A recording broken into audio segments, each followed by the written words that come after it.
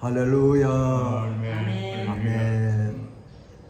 우리 구주 예수 그리스도께서 부활하셨던 그 아침의 영광에 찬란한 빛이 이 시간 우리들에게도 비춰오시기를 소망합니다. 부활을 기념하는 이 아침에 우리 모두에게 예수 그리스도의 부활의 소망으로 넘쳐나시기를 주님의 이름으로 축복합니다. 아멘.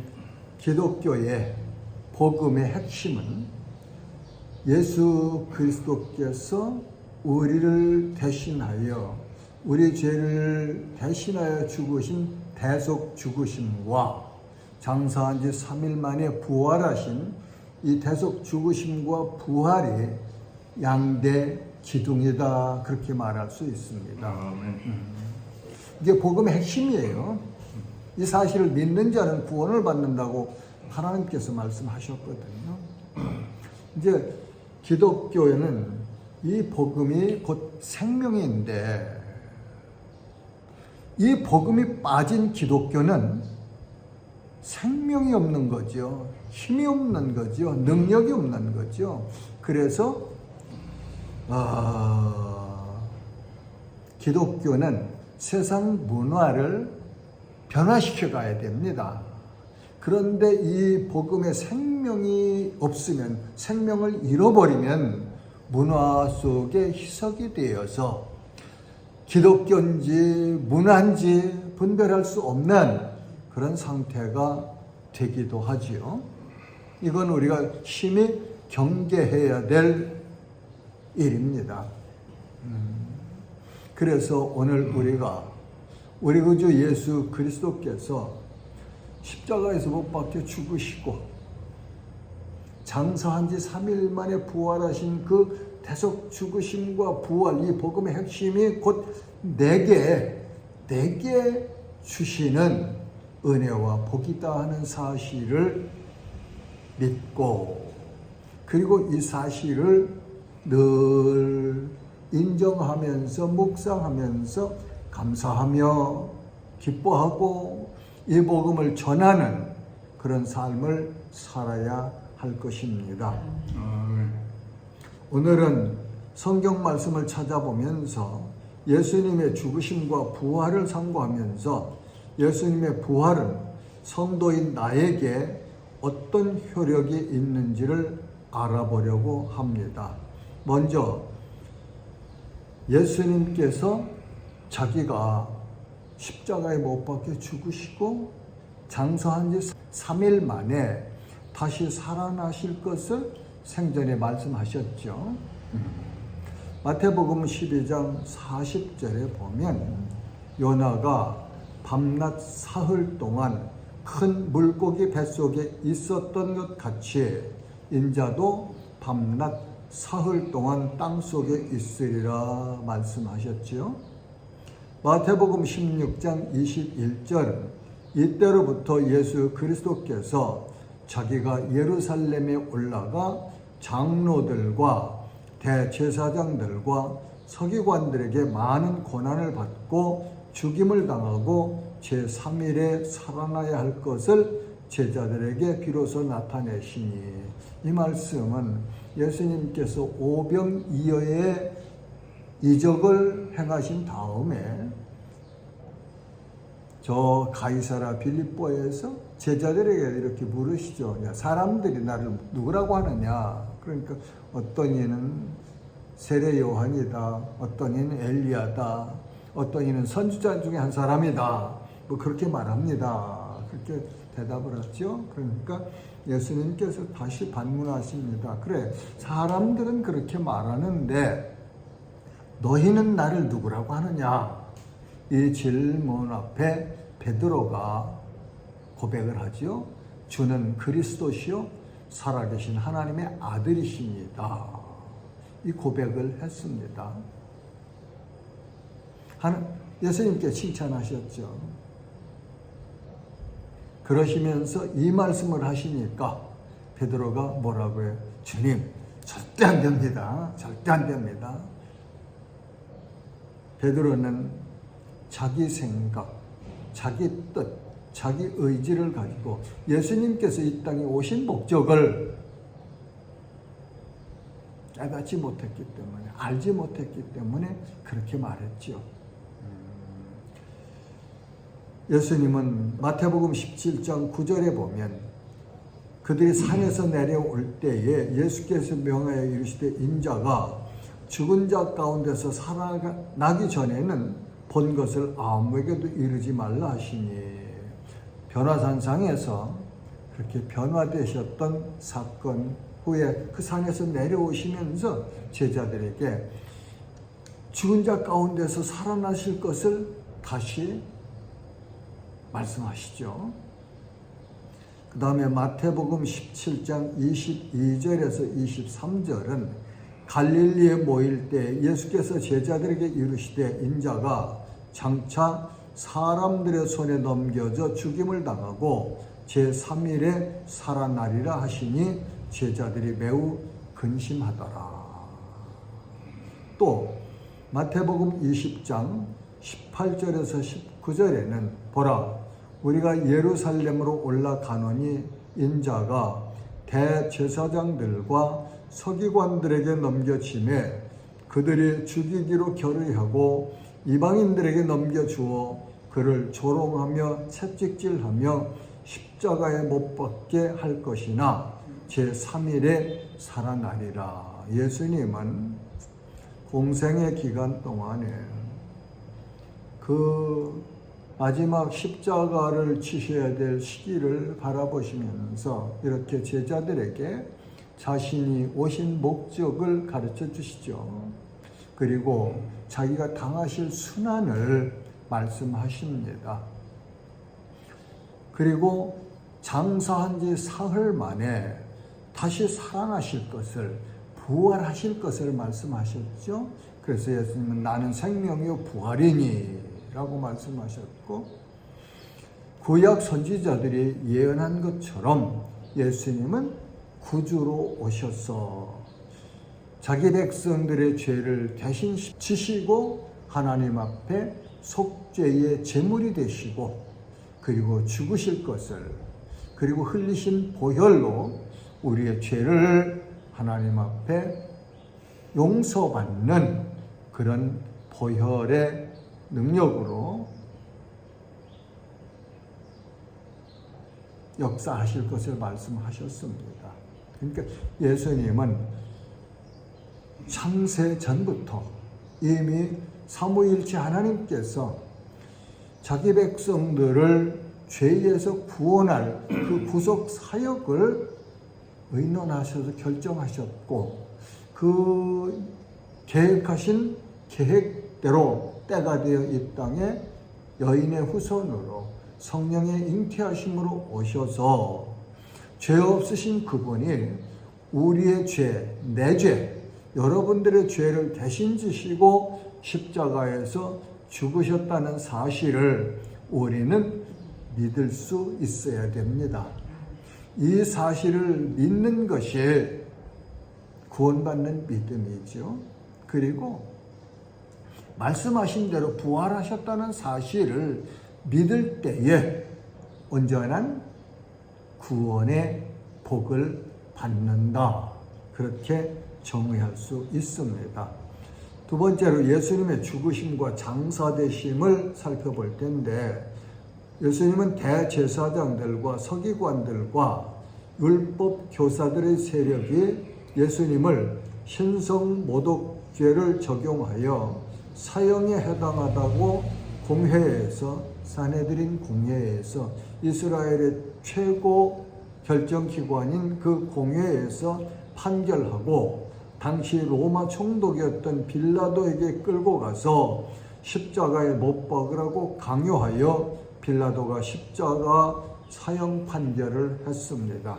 예수님은 빌라도의 뜰에서 로마 군병들에게 채찍에 맞으시고 조롱을 당하시며 고초를 당하셨습니다. 이 조롱과 이 고초는 우리가 당해야 될, 우리가 받아야 될 그런 고난을 예수님께서 친히 대신 당하신 것이죠. 예수님은 골고다 언덕, 갈보리 언덕이라고도 하지요. 세워진 십자가 위에서 못 박혀 죽으셨습니다. 예수님이 못 박혀 죽으신 것은 내 죄를 하나님 앞에서 용서받는, 죄사함 받는 효력이 있는 죽으심이세요. 그래서 우리는 이 부활주의를 당하여서 행사로 넘겨서는 절대 안 되죠. 예수님의 죽으심과 부활이 내 심령 속에서 믿음으로 살아 역사해야 되고, 그 믿음을 통해서 하나님의 생명이 내 안에서 역사해야 되고, 그리고 이 은혜를 깨닫고 감사하면서 찬양하며 기뻐하며 순례길을 살아가야만 합니다. 이렇게 골고다 십자가에서 못 박혀 죽으신 예수님은 예수님의 제자였던 아리마대 사람 요셉과 니고데모와 여인들의 손에 돌 무덤 안에 장사되셨습니다. 이 사실들이 사복음서에 기록되어 우리에게 알려주십니다. 다음에 부활의 현장에 있었던 사건들을 살펴보려고 해요. 막달라 마리아의 소식을 들은 베드로가 예수님의 무덤에 왔습니다. 요한과 함께 왔죠. 젊은 요한은 베드로보다 빨리 달려서 앞에 와서 무덤 앞에 왔지만 무덤 안에 들어가지는 않았고, 뒤에 달려왔던 베드로는 무덤 안에 들어가서 무덤을 살펴보지요. 요한복음 20장 6절과 7절에 보면 시몬 베드로는 따라와서 무덤에 들어가 보니 세마포가 놓였고, 또 머리를 쌌던 수건은 세마포와 함께 놓이지 않고 딴 곳에 쌌던 대로 놓여 있더라. 예수님을 장사했던 그 현장에, 그 자리에 예수님은 안 계시고 예수님을 쌌던 세마포와 머리를 쌌던 세마포가 따로 이렇게 놓여 있는 것을 보았다. 예수님 부활하신 거죠. 그 무덤에, 그 장사했던 자리에 예수님은 안 계셨어요. 그 다음에는 부활하신 예수님께서 막달라 마리아에게 나타나셨습니다. 요한복음 20장 14절 15절을 보면 이 말을 하고 뒤로 돌이켜 예수께서 서 계신 것을 보았으나 예수이신 줄은 알지 못하더라.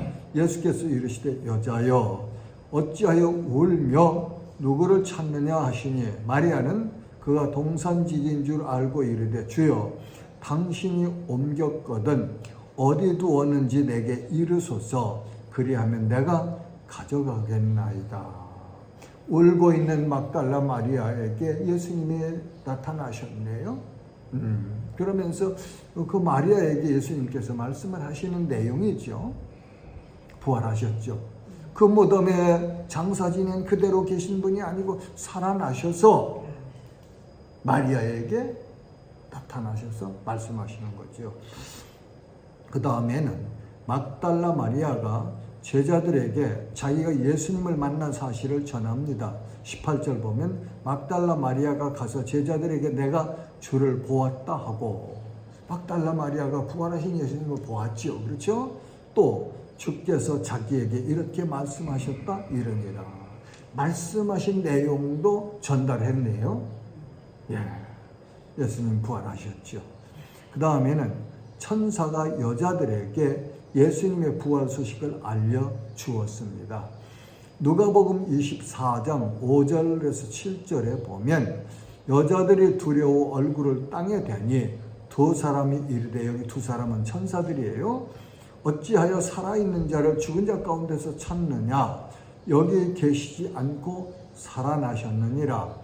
갈릴리에 계실 때 너희에게 어떻게 말씀하셨는지를 기억하라.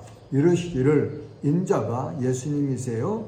죄인의 손에 넘겨져 십자가에 못 박히고 제3일에 다시 살아나야 하리라 하셨느니라 한데, 그 천사가 여인들에게 예수님께서 부활하신 사실을 가르쳐주면서 생전에 예수님께서 하셨던 그 말씀을 리마인드 시켜주고 있죠. 네, 말씀을 그래서 우리는 늘 가까이 하고 묵상해야 합니다.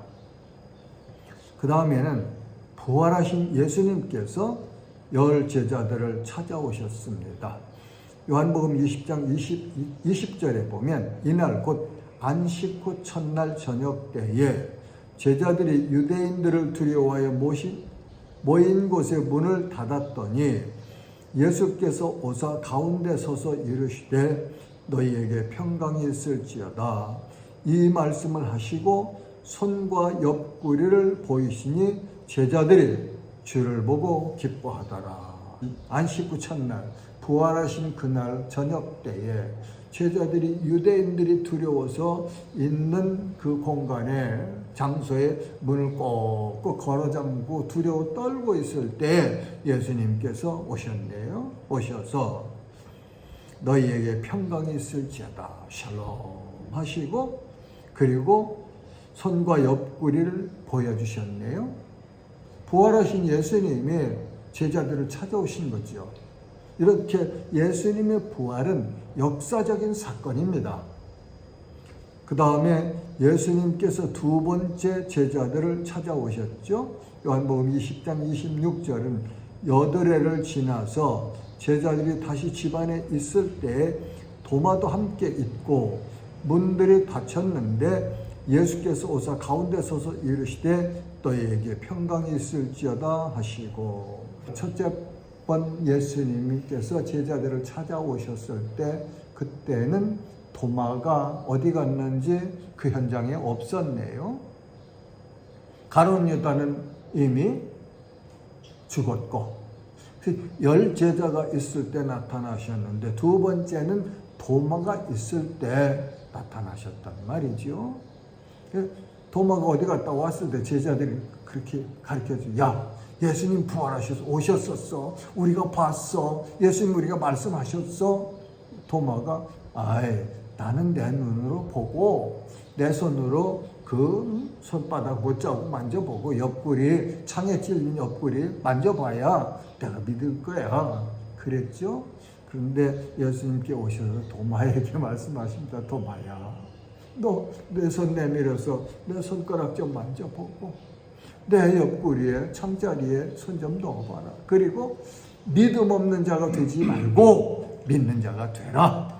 이 아침에 우리 이 복음을 믿는 믿음이 없은 분 있으시면 도마처럼, 도마에게 예수님께서 하신 말씀처럼 믿음 없는 자가 되지 말고 믿는 자가 되시기를 주님의 이름으로 축복합니다.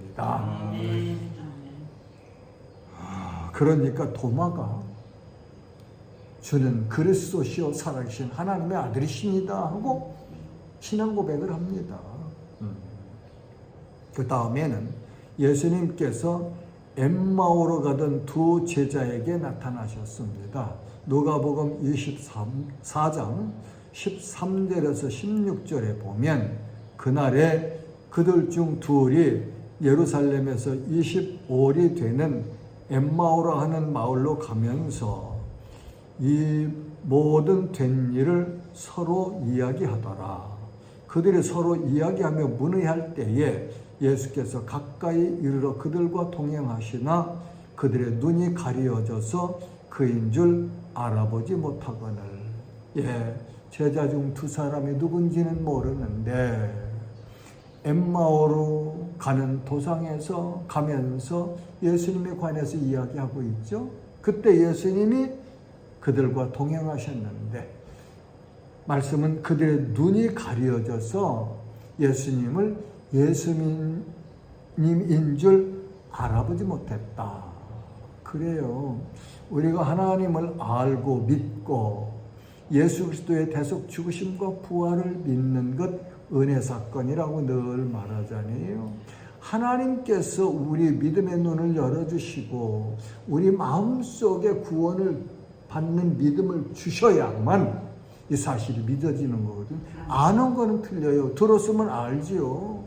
그러나 믿는 것은 하나님께 선물로 믿음을 주셔야만, 반드시 주셔야만 그 믿음을 받아야 예수 그리스도의 계속 죽으심과 부활을 믿는 믿음을 갖게 된다. 그렇게 말씀을 통해서 정의할 수 있습니다. 누가복음 24장 30절에서 31절은 그들과 함께 음식 잡수실 때에 떡을 가지사 축사하시고 떼어 그들에게 주시니 그들의 눈이 밝아져 그인 줄 알아보더니 예수는 그들에게 보이지 아니하시는지라. 예수님께서 축사하시니까 그들의 눈이 밝아져서 예수님, 부활하신 예수님을 알아봤네요. 그래서 바울은 에베소 교회의 성도들에게 보내는 편지에서 그렇게 기도한다고 가르쳐 주신 너의 마음 눈을 밝히사 하나님을 알고 보고 믿는 믿음이 더하기를 내가 간구하노라 그러시거든요. 예수 믿는 믿음, 이거 보배 중에 보배인데 아무나 믿는 거 아니에요. 아무나 믿는 거 아니에요. 교회 나왔다고 다 이 복음을, 예수님을 믿습니까? 아니에요. 아니에요. 그러니까 늘 나는 이 사실을 우리 각자가 개인이 구원을 확인해야 된다. 그렇게 믿습니다. 그 다음에 예수님은 갈릴리 호수에서 물고기를 잡는 제자들에게 찾아오셨습니다.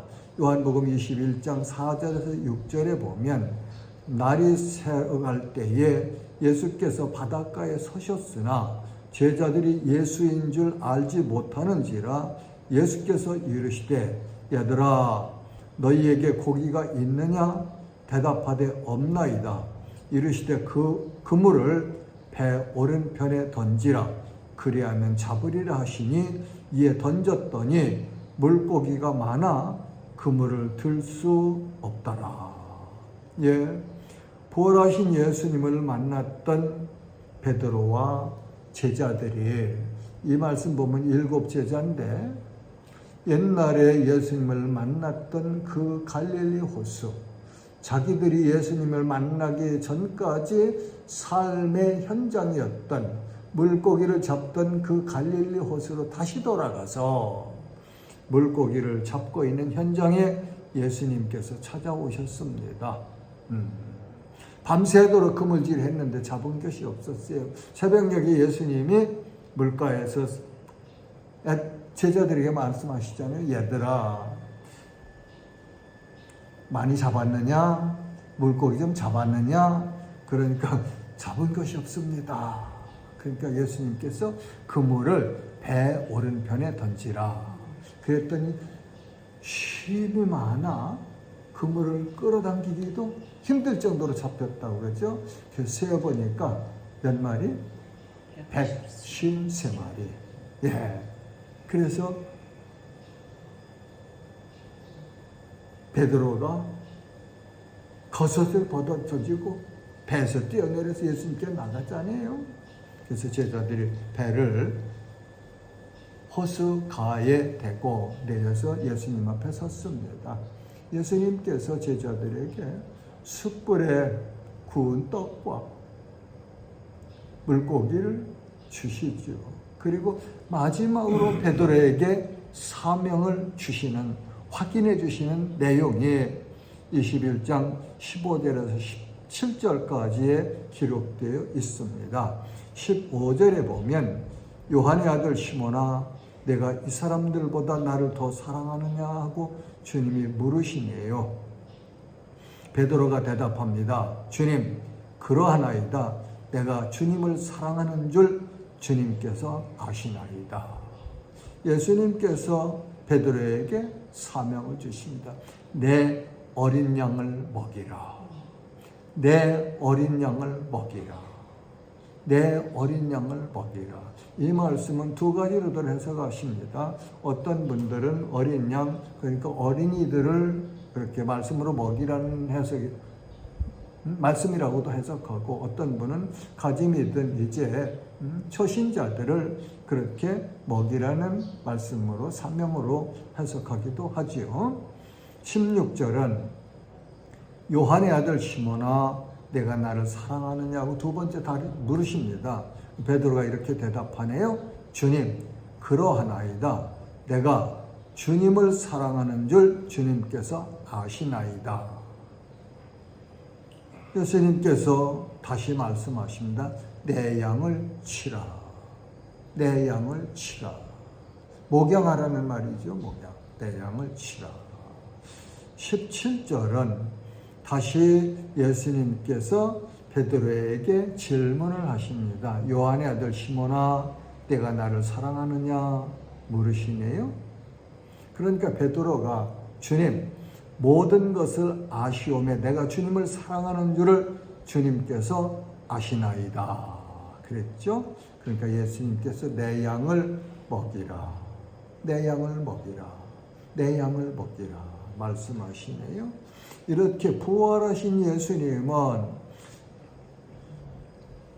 사도 베드로에게 사명을 확인해 주시면서 내 양을 치라, 내 어린 양을 먹이라, 내 양을 먹이라. 이 자기 백성들에게 하나님의 말씀으로 가르치고 세워갈 것을 사명으로 주셨어요. 교회가 받은 사명이 이겁니다. 선교사가 와서 무슨 일을 합니까?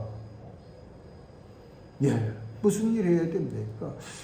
부활하신 예수님께 베드로에게 갈릴리 호숫가에서 주신 이 사명 확인, 이 사명을 우리가 감당하려고 온 거예요. 이 사명을 외면하고 다른 일 하면 주님이 기뻐하실까요? 나는 아니라고 생각합니다. 자, 사도들의 증언을 한번 보겠습니다. 고린도전서 15장 3절에서 4절 말씀은 내가 받은 것을 먼저 너희에게 전하였노니 이는 성경대로 그리스도께서 우리 죄를 위하여 죽으시고, 성경대로예요. 장사 지낸 바 되셨다가 성경대로 사흘 만에 다시 살아나사 바울 사도가 고린도 교회 교인들에게 보내는 편지 가운데 하는 말씀이에요. 예수님이 성경대로 우리 죄를 위하여 죽으셨다. 그리고 성경대로 사흘 만에 다시 살아나셨다. 예수님이 성경대로 예언대로 죽으시고 부활하심으로 하나님의 아들이신 것을 인정받으셨다고 성경은 말씀하시거든요. 자, 이제 성도들의 믿음과 부활 소망을 한번 말씀을 상고하려고 해요. 고린도전서 15장 17절은 그리스도께서 다시 살아나신 일이 없으면 너희의 믿음도 헛되고 너희가 여전히 죄 가운데 있을 것이요. 고린도전서 15장 51절에서 52절 말씀은 보라, 내가 너희에게 비밀을 말하노니 우리가 다 잠잘 것이 아니요 마지막 나팔에 순식간에 호련히 다 변화하리니 나팔 소리가 나매 죽은 자들이 썩지 아니할 것으로 다시 살아나고 우리도 변화하리라. 아멘. 할렐루야. 이것이 성도인 우리의 소망입니다. 우리가 가진 생명의 증거예요. 우린 다 예수님이 다시 오시는 그날 영화로운 몸으로 부활할 것이에요. 그 부활이 하나님께서 우리에게 주신 최고한 선물 중에 하나다.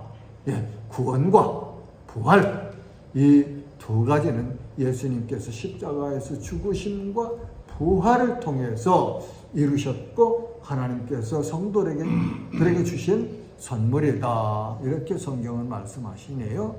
사랑하는 지체 여러분, 우리는 잠시 누리다가 없어질 보이는 것들의 소망으로 살 것이 아니고 보이지는 않지만 영원한 소망의 하나님의 약속의 말씀들을 붙잡고 하나님을 그리고 부활을 믿음으로 기뻐하며 감사하며 살아가는 성도들로 승리하시기를 주님의 이름으로 축복합니다. 아멘. 샬롬.